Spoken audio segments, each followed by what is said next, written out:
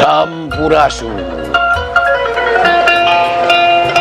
dulur-dulur anu di lemur, baraya anu di kota, wargi-wargi anu di bumi, cunduk karena waktu, ninggang karena mangsa.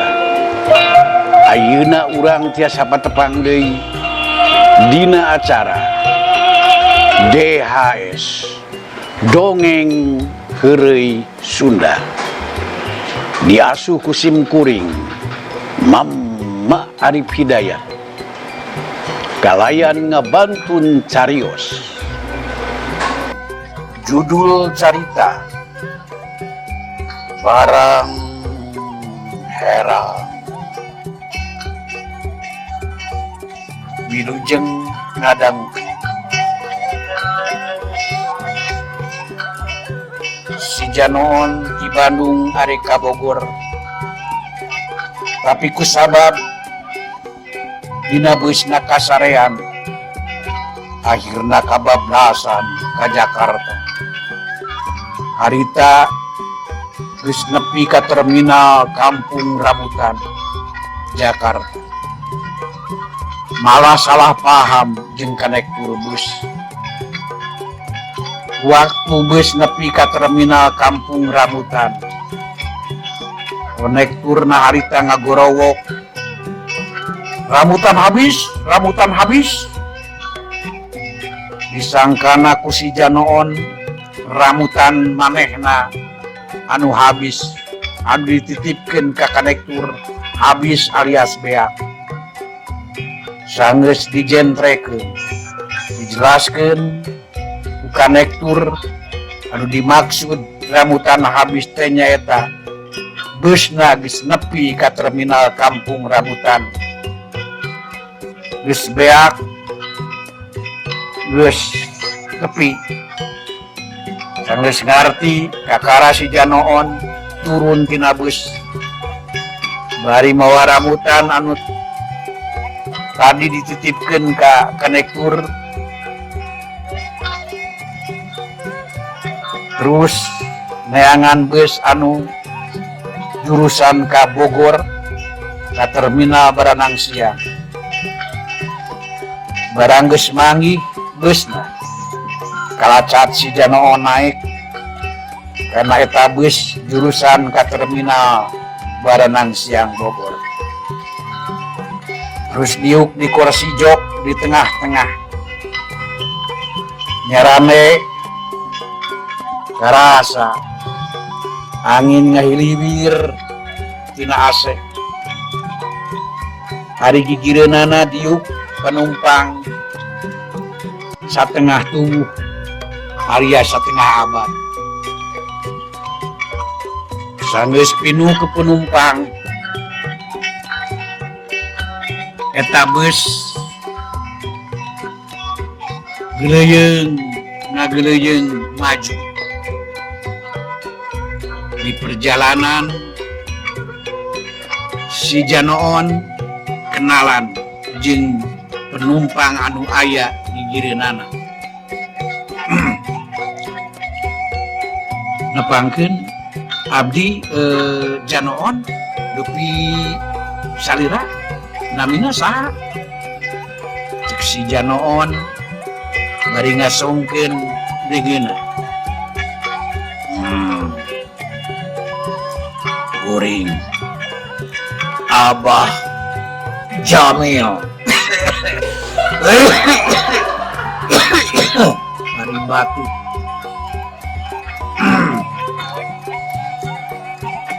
Cek eta jamane malan bari batu. Dupi di Bogorna di mana? Cek si Janoon nanya deui ka eta penumpang anu diuk di gireunana anu ngaranna Bah Jamil. Kuring sumuhun, kuring lain sumuhun, kuring sumuhun.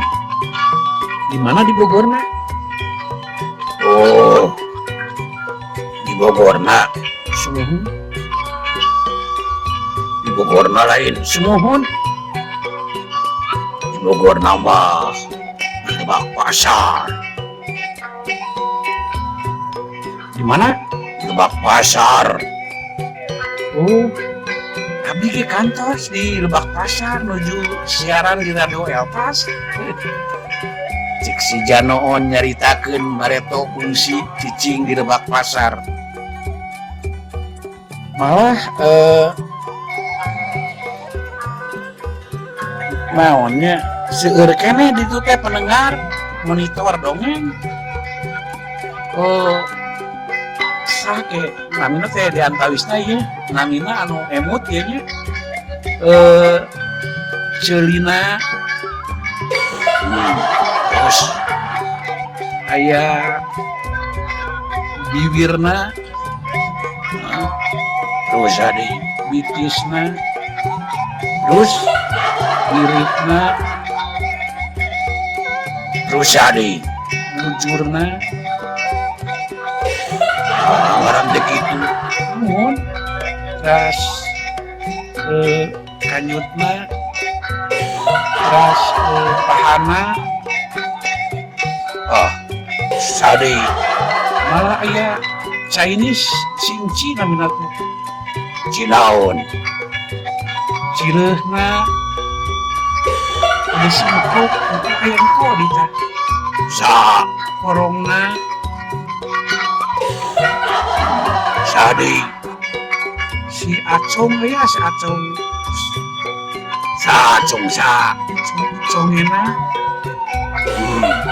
malah aya oge ti Jawa singgo sa iboeuna wah ini ngaran begitu.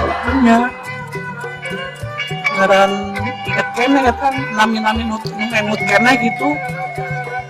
Monitor dongeng kadiekeun nama ya ngaranna teh ewok wok wok wok bener teh ewok wok wok wok itu gopar itu teh duka istri duka pamut ketemu aya gopar aya jayana di seueur we mana mah Si Janoon nyaritakeun pengalaman ngaran-ngaran monitor waktu ngadongeng di Radio Elpas. Hari Bah Jamil harita teh ngadengekeun ngaregepkeun bari umut-umutan padahal si Janoon nyaritana ngabohong ngacapruk sakainget manya yang ngaran bujurna boolna cileuhna korongna coen eta mah lain monitor dongeng tapi anu aya dina badan urang celina na badan urang teh bujurna bibirna buukna dina badan lain ngaran jelema. Tapi Abah Jamil harita teh malik nanya ka si Janoon, "Ari anjeun ayeuna di mana di Bogorna?" Cik Abah Jamil nanya ka si Janoon, "Oh, abdi mah di yang masjid." Jawab si Janoon, dikirim-kirim. "Di mana dia masjid di gang masjid teh di mana?"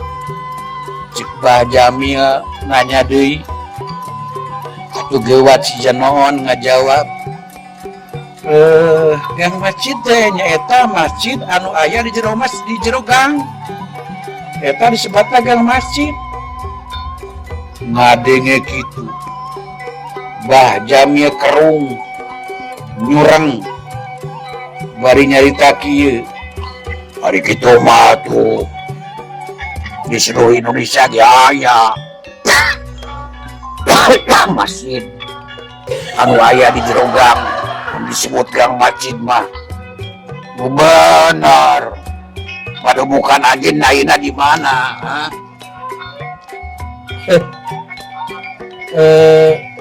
Waduh bukan abdi ayeuna di dia di moal di jantung ya. Di jantung ya. Moal di bejaan sok bisikannya didengekeun sok bisi kasihan tembalan sepi si papanyanyi. Jawab si Janoon kalakanyan, atuh rai beungeut Mbah Jamil, beureum bakatku amek. Langsung harita nyentak ka si Janoon. Yo, Janoon, di mana gogobrog sia? Bejaan aing, bejaan.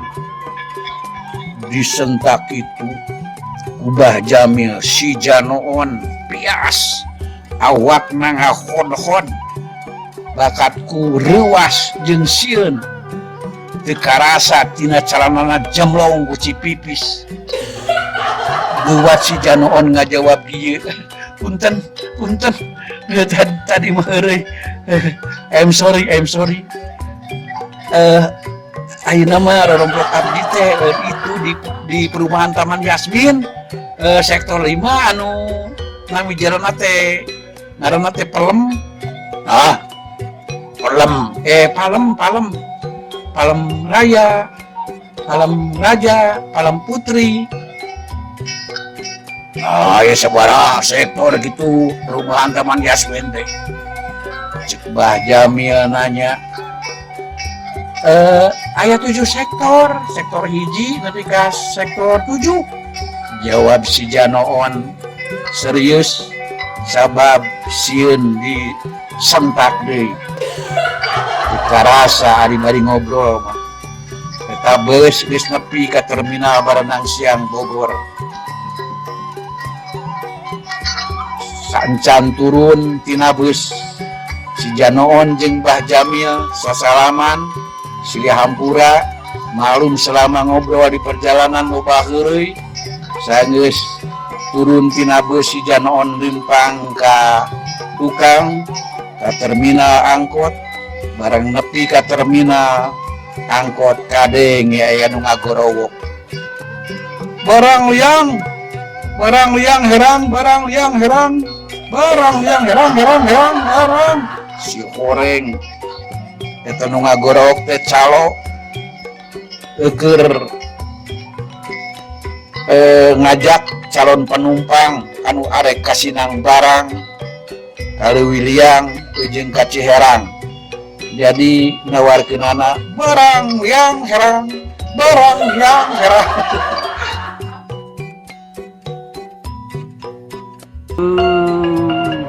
Watos nase cak urang cekapkeun dugi ka diheula.